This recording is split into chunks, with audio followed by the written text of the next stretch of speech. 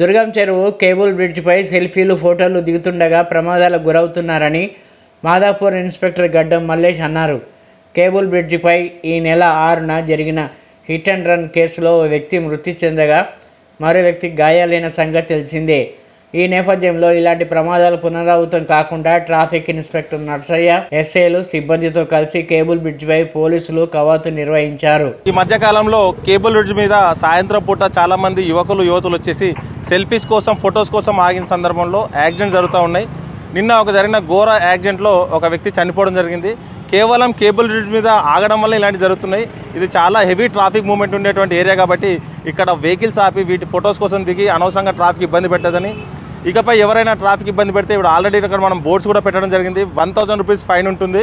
అక్కడ ఐటీసీ కోహినూర్ దగ్గర వెహికల్స్ ఆపి పార్క్ చేసి ఈ ఫుట్పాత్లో నడుచుకుంటూ వచ్చేసి దీన్ని చూడొచ్చు, కానీ ఈ రోడ్డుపై నెట్టి బస్సులో ఉండకూడదని వీటిపైన కూర్చొని ఫొటోస్ చేయడం నిషేధిస్తున్నాం. బర్త్డే సెలబ్రేషన్స్ లేకపోతే ఏదైనా సెలబ్రేషన్ చేయడం కూడా నిషేధిస్తున్నాం. ఇక నుంచి ఇక్కడ ఎవరు చేసినా ఖచ్చితంగా చట్ట ప్రకారం వారిపై చర్య తీసుకోవడం జరుగుతుంది.